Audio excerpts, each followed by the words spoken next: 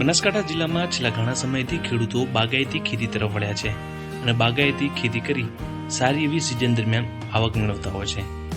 ત્યારે ભાભરના ભેસાણા ગામના પ્રેમાભાઈ ચૌધરી પણ 2017થી ખારેકની ખેતી સાથે જોડાયેલા છે। દર વર્ષે તેઓ ખારેકમાંથી લાખો રૂપિયાની આવક મેળવી અન્ય ખેડૂતો માટે પ્રેમાભાઈ ચૌધરી એક પ્રેરણારૂપ સાબિત બન્યા છે।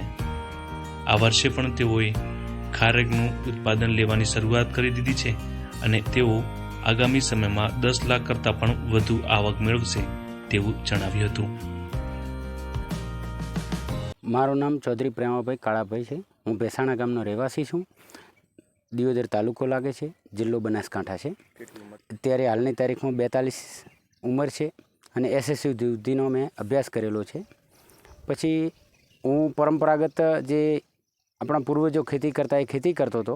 એના પછી મને એવું થયું કે પરંપરાગત ખેતી આપણે ઘણા વર્ષોથી કરીએ છીએ પણ એનામાં જોઈએ એવું બેનિફિટ અને નફો બેસતો નથી।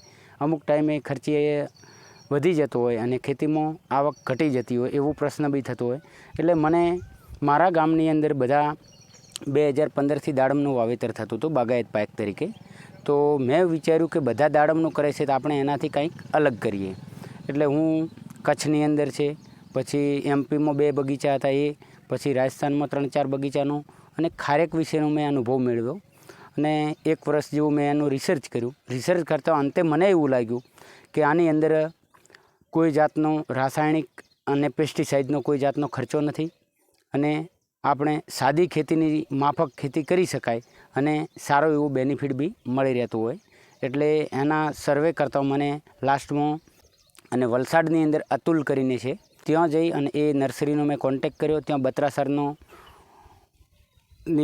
લેબ લાગેલી છે જે યુનાઇટેડ કિંગડમમાં છે અને 6 મહિનાની અંદર મને પ્લાન્ટ આપી દીધેલા। એ ટાઈમે એક પ્લાન્ટની કિંમત 3400 રૂપિયા પ્લસ ભાડું વલસાડથી અહીં લાવવાનું।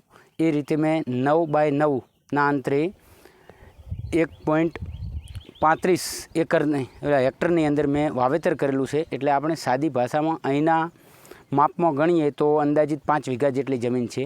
એની અંદર 150 પ્લસનું છોડનું વાવેતર કરેલ છે, બરહી જાતનું વાવેતર કરેલું છે અને 2017ની અંદર મેં એનું વાવેતર કર્યું હતું।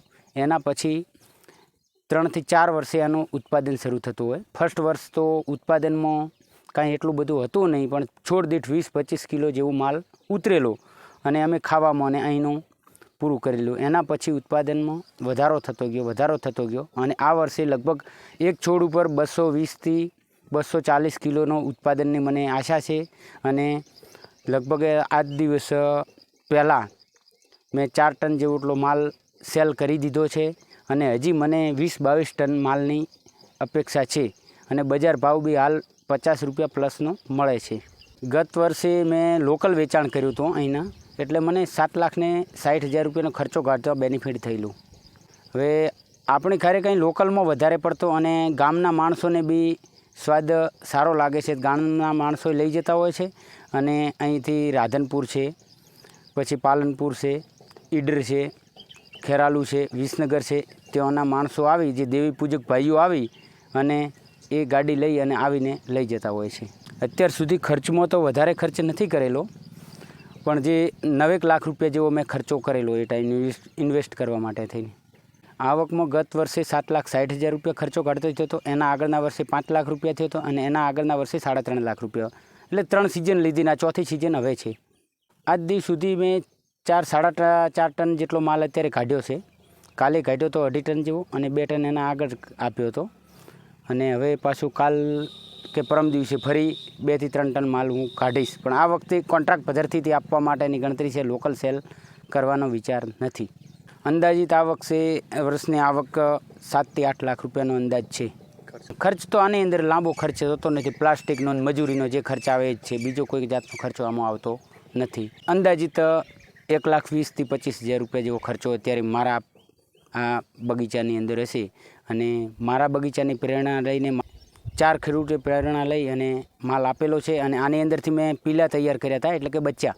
એ બચ્ચા મેં 6 લાખના બચ્ચા અહીંથી તૈયાર કરી અને સેલ કરી દીધેલા છે અને એ ઈસરવા ગામમાં 70 બચ્ચા આપેલા છે, પછી કરણાસર આપેલા છે 110, પછી આપણે વડગામની બાજુમાં દલવાડા ગામ છે, ત્યાં બી મેં 50 છોડ આપેલા છે. પછી પાલડીની અંદર 25 છોડ આપેલા છે. આવી રીતના બીજા જે આના ટૂંકમાં ટિશ્યુ કલ્ચર જે જાત છે ને એના આપણે રોપા એટલે કે પીલા તૈયાર કરી અને બીજા ખેડૂતોને બી સેલ કરેલા છે. આની અંદર આંતરપાક તરીકે ઘાસચારો લેવો હોય, રાયડો વાવવો હોય, તરબૂચ કરવા હોય, ટેટી કરવી હોય, એ બધું પાક કરી શકાય. પણ હું તો આની અંદર વચ્ચે મોટા ભાગે ઘાસચારા જો વાવતો હું છું. એટલે બીજી ખેતી કરવી હોય તો ડબલ આવક આવી શકે. એ આપણા મેનેજમેન્ટ ઉપર આધાર રાખે છે. અન્ય ખેડૂતોને શું કહેશો? હવે અન્ય ખેડૂતો આ જો ખેતી કરે તો સારો એવો બેનિફિટ રહે છે.